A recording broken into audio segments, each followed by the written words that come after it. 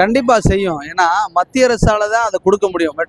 மெட்ரோவுக்கு சரியான ப்ராஜெக்ட் ரிப்போர்ட்டை கொடுக்காம கிடப்புல போட மதுரைக்கு கேட்கவே இல்லை. ஆக்சுவலா திமுக கவர்மெண்ட் வந்து மதுரைக்கு மெட்ரோவை கேட்கவே இல்லை. இப்ப ராம சீனிவாசன் ஐயா வந்து தெற்கு தொகுதிக்கு வந்து வேட்பாளராக நிற்கிறாங்க. அவங்க கண்டிப்பா ஜெயிச்சாங்கன்னா மோடிஜியோடைய நேரடி கண் பார்வையில தெற்கு தொகுதி வரும். ஸோ ஆட்டோமேட்டிக்கா மெட்ரோ கொண்டு வரக்கான எல்லா சொல்யூஷனும் அவருக்கு தெரியும். அவர் அதுக்காக உழைப்பார். அவருக்கு வந்து சிஸ்டமேட்டிக்கா ஒர்க்கு தெரியும். அதனால ஈஸியா மெட்ரோவை கொண்டு வர முடியும். போன வட்டம் உதயநிதி ஸ்டாலின் ஒரு செங்கலை தூக்கி காட்டினார். இந்த வட்டம் ஒரு பில்டிங்கை தூக்கி காட்டுவாரா?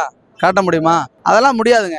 எய்ம்ஸ் சொன்ன மாதிரி ப்ராஜெக்ட்ல ஜப்பானீஸ் கம்பெனில இருந்து பணம் வந்துருச்சு. இப்போ ப்ராஜெக்ட் முடிய போகுது. கூட 1000 கோடி தான் வந்திருக்கு. 8 மாசம் ஆச்சு ஒரு இடத்த ஒதுக்குறதுக்கு, மரத்தை வெட்டுறது கூட. நேற்று கூட அண்ணன் அண்ணாமலை அவர்கள் பேட்டி கொடுத்ததுல வந்து 8 மாசம் வந்து கிடப்புல போட்டு 8 மாசத்துல மரங்களை வெட்டுறதுக்கு அனுமதி தராம தமிழ்நாடு கவர்மெண்ட் கிடப்புல போட்டாங்க. அதை வந்து ப்ரொஃபஸரால செய்ய முடியும். ஏன்னா ப்ரொஃபஸர் ஐடியாலஜிக்கலா இந்த திட்டத்தை எப்படி கொண்டு வரணும் அப்படின்னு அவருக்கு தெரியும். அதனால கட்டாயமான முறையில் எய்ம்ஸ் வந்து அக்டோபர் மாசம் திறக்கப்படும்.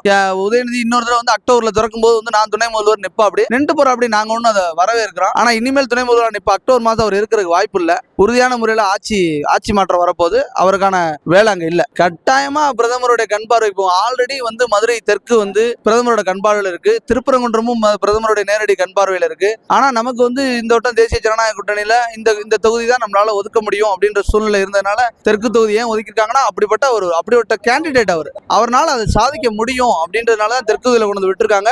கட்டாயம் தெற்கு தொகுதி மக்களுக்கான எல்லா கோரிக்கையும் வந்து பேராசிரியர் ராம சீனிவாசன் அவர்களால் கொடுக்க முடியும். 10,000 கோடி இல்ல 1,00,000 கோடி கூட மதுரைக்கு கொண்டு வர முடியும். ஏன்னா மத்திய அரசுடைய நேரடி பிரதிநிதியா ஐயா ப்ரொஃபசர் ராம சீனிவாசன் அவர்கள் இருப்பாங்க. தெற்கு தொகுதியில அவருடைய வேலையை பார்த்து மக்கள் வந்து வியக்கிற அளவுக்கு தான் அவருடைய வேலை இருக்கும். கண்டிப்பா இப்ப இருக்கக்கூடிய தெற்கு தொகுதியுடைய எம்எல்ஏ இருக்காரு, அண்ணன் பூமிநாதன் இருக்காரு. பூமிநாதனை நடந்து போகும்போதே பாதாள சாக்கடை உடைஞ்சு கிடக்கு. அங்க வந்து சாக்கடைகள் தேங்கி கிடக்கு. தண்ணீர் சரியா வரலன்னு பப்ளிக் கம்ப்ளைண்ட் பண்ணி பூமிநாதன் அவர்களே தொகுதிகள் விட மாட்டேன்றாங்க. இதெல்லாம் சரி செய்ய முடியல. அவர் ஆளுங்கட்சியுடைய கூட்டணி கட்சியுடைய எம்எல்ஏ, அவராலே செய்ய முடியல. பட் வந்து இப்போ வந்து நாங்களா இருந்தா அதை ப்ரொடெஸ்ட் பண்ணி ஆளுங்கட்சி அன்னைக்கு யார் ஆளுங்கட்சியா இருக்காங்களோ அவங்களை எதிர்த்து எங்களால பண்ணி அதை வந்து எடுத்து கொடுக்க முடியும்னு பேராசிரியர் நினைச்சிருக்காரு. அதை தான் வந்து செய்ய போறாரு.